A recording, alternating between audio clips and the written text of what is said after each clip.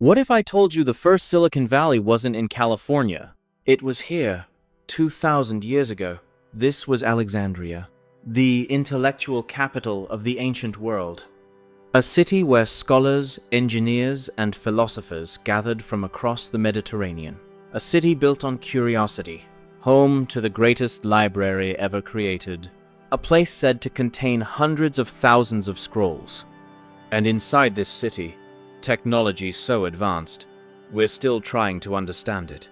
In 1901, Greek sponge divers were working off the coast of a small island. A routine dive, cold water, low visibility. Then, something unexpected appeared on the seafloor. A shipwreck, ancient, broken, forgotten. As they pulled objects from the wreck, one item stood out. A corroded lump of bronze. Green, jagged, barely recognizable. They thought it was trash. Just another piece of ancient debris, ruined by time and salt water. But when scientists examined it more closely, they realized something was very wrong. This wasn't random metal. It had teeth, gears, precision. That corroded lump of bronze turned out to be the world's first computer. And it shouldn't exist. This wasn't a clock. It wasn't a calendar. It wasn't decorative. This machine could predict the future. Inside it were dozens of interlocking bronze gears, cut with extreme precision. When turned by hand, those gears moved in perfect mathematical harmony. The device could calculate solar and lunar eclipses decades in advance. Not guess, calculate. It modeled the moon's irregular orbit, something humanity wouldn't fully understand again until Isaac Newton, nearly 2,000 years later. It tracked planetary cycles. It predicted celestial events. And it even calculated the exact dates of the Olympic Games. Something that required knowledge of astronomy, mathematics, and long-term cycles. This wasn't primitive thinking. This was advanced science. To build this, ancient engineers needed precise gear ratios, accurate measurements, and deep theoretical knowledge. This required precision engineering on a microscopic scale. We wouldn't see technology this compact again until 18th century Swiss clockmakers. For over 1,500 years, humanity literally forgot how to build something like this. Knowledge didn't just slow down, it vanished. Meet Hero of Alexandria, a man born into the same world that created the Antikythera Mechanism. A mathematician, an engineer, an inventor, a man centuries ahead of his time, and possibly the most wasted genius in history. Hero didn't just write theories, he built things. Real machines, working systems, devices powered by air, steam, and water. Hero invented the steam engine 1,700 years before James Watt. It was called the Aeolipile, a hollow bronze sphere mounted on a base. When heated, steam escaped through small nozzles, causing the sphere to spin. Steam pressure, rotational motion, the core principle behind the Industrial Revolution. The same principle that would later power factories, trains, and entire nations. But Hero didn't use it to power factories. He didn't use it to automate labor.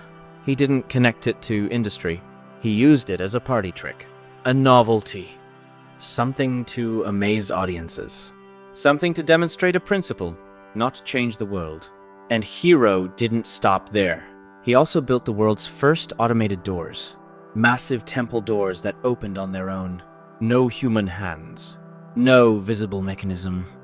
Light a fire on an altar, and slowly, the doors opened by themselves. To ancient observers, this was divine, a miracle, proof that the gods were pleased. But inside the walls, hidden from view, were tanks, weights, and pipes. Air pressure changed. Water moved. Weights shifted. The doors opened. No magic, just air pressure, hydraulics, and engineering. The people saw miracles. Hero saw mechanics. So here's the question. Why didn't this become an industrial revolution? Why didn't ancient Greece or Rome build factories? Why didn't steam power reshape their world? Why aren't we living in a future that started 2,000 years ago? Because machines solve a problem, and the ancient world didn't have one. Labor was cheap, extremely cheap. Slavery was everywhere. Millions of people were forced to work fields, mines, and construction sites. When human lives cost less than innovation, machines stay toys. Why invest in automation when human labor was abundant and expendable? Technology wasn't used to change society. It wasn't used to increase productivity. It wasn't used to free people from work. It was used to entertain, to impress, to amaze, to decorate temples and royal courts. And when empires fell, when libraries burned, when knowledge stopped being copied and shared, that understanding disappeared. The gears rusted, the machines broke, the ideas faded. Centuries passed, and humanity had to rediscover everything from scratch. If the Greeks had realized what they had, if they had connected steam to gears, if they had turned toys into tools, we might have built factories in ancient times. We might have explored the world centuries earlier. We might have reached the stars long before the modern age. We might have landed on the moon in the year 1000. So here's the real question. Is there a technology today that future generations will laugh at us for ignoring? Something we treat as a novelty, something we use for entertainment, something we haven't taken seriously yet. Tell me what you think in the comments.